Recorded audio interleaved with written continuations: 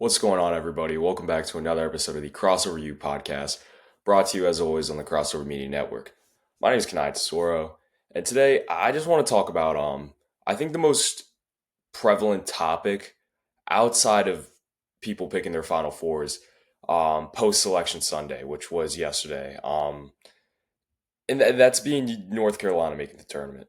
There's been a lot of discussions about how North Carolina did not have the resident make the tournament, and I'm kind of in that boat where I agree. I really do not think UNC should have made this field of 68 here. They are playing in the playing game. Um, I forget against two off the top of my head, but I mean realistically, they shouldn't have been in that spot, regardless, to have the chance to even go dancing. Um, I know there's been a conversation about how the North Carolina athletic director was the head of the selection committee this year. So of course you point to that and say, oh, maybe that could be the reason why UNC ultimately did get in the dance this year. But apparently he's not allowed to be in the room. He wasn't in the room when the committee was making their selections, making their final choices about who gets in, who gets out. UNC was the last team in the tournament this year. Um, and that kind of brings on the point of a lot of teams who got maybe snubbed. I think the most notable being West Virginia. Um, I saw a stat that I believe 177 out of 177. So every single projected bracket that there was leading up to Selection Sunday had West Virginia in the tournament. And I mean, realistically, I do believe they should have gotten in. I think they had the resume for it. I think they had the wins. But apparently, the selection committee cited Tucker DeVries's injury as a reason for not including West Virginia in this playing field. Um, and that's definitely unreasonable, I believe, just considering that he hasn't played a game since December 6th. And it kind of just doesn't really make any sense to me. I mean, I guess if you're a football head, you point to like the Jordan Travis injury, Florida State as the reason why they didn't make the college football playoff 2 years ago. But this is a completely different situation than that. You know, he went down right before the ACC final championship game, and of course in college football. I'm speaking of that Florida State season. This was an injury that's been known about for a long time. Again, he hasn't played a game since December 6th. And even on top of that, they still have really good caliber players. Javon Smalls was an all league player. Darren DeVries was early in the season looking like a potential coach of the year candidate, nationally speaking. But yeah, I mean, I think that goes to speak to just how much of how much of an effect the brand of North Carolina basketball itself has on the sport. Um, I mean, it's really shocking just to see how much just being North Carolina can do for you. Um, just with being able to again to get into a tournament that you shouldn't have gotten into this year. And you know, I will say I am an RJ Davis fan. I know he's kind of up and down at times. He's kind of along that same Caleb Love type of trajectory, which me and Josh have talked about a lot on this podcast. Just with how, you know, when they're playing well, they're really really good players.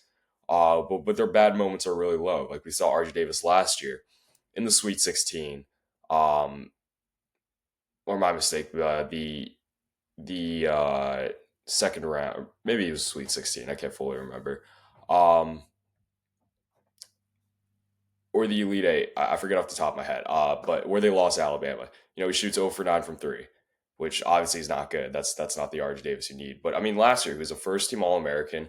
His numbers are down this year, and UNC struggled a lot. And you know, while I do think UNC does not deserve to be in the tournament this year, I will say it is nice to know that RJ Davis will have one more chance to make some sort of a statement in his college basketball career. I mean, that's one of the all-time great Tar Heel players. He stuck it out for 5 years, and I've talked about how, of course, there is a little bit of an argument to have about, you know, maybe fifth year players, their stats shouldn't count, and you know they should probably just go pro rather than continuing to return to school. But I mean, I think NIL has done so much for opportunity wise to make players come back, and I do think that's a good thing. Like, well, yeah, I do agree some of these guys shouldn't be playing. I mean, they're older and that they shouldn't be playing against 18, 19-year olds in college. I will say it is nice how NIL has made it so that the household names in college basketball can return, like we saw with RJ Davis, like we saw with Caleb Love. Um, and I do have to respect players for staying in school as, being a household name. I mean, obviously, I don't think RJ Davis's NBA is going to be able to. There's a fair chance he goes undrafted in this year's NBA draft.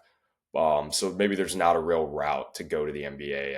And there probably never was necessarily, but he definitely could carve out a pro career overseas. But for sure, be a really good player out there. But yeah, I mean, at the end of the day, I really don't think North Carolina should have gotten in. I don't believe they were deserving of a spot, even in a playing game. I know people talk about how North Carolina did rank higher in the net and on KenPom, I believe, compared to the likes of other teams like West Virginia, who I just mentioned, probably was the biggest snub.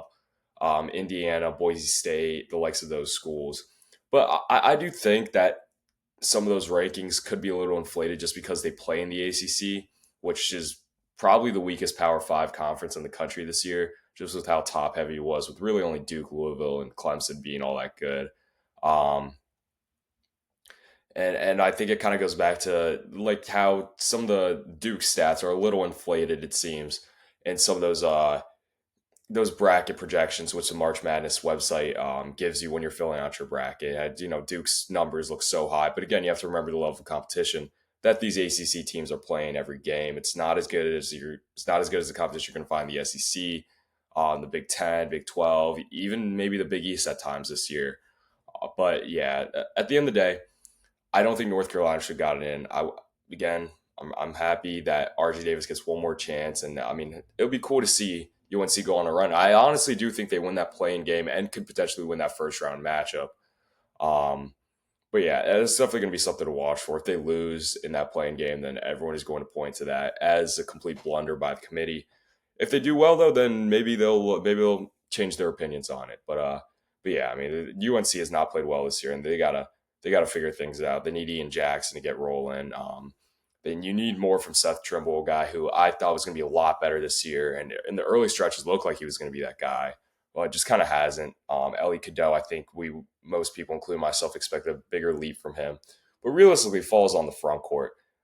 Hubert Davis didn't do enough to address the needs in the portal to get a big man after Armando Bacot obviously graduated, is now playing in the NBA on a two-way. But yeah, I mean, plus that extension they just gave Hubert Davis through 2030. That's definitely they got to figure something out. Whether it's something that happens in this tournament, they can go on a little bit of a run, or it's something over the offseason. But yeah, but until the next episode, I will see you all next time.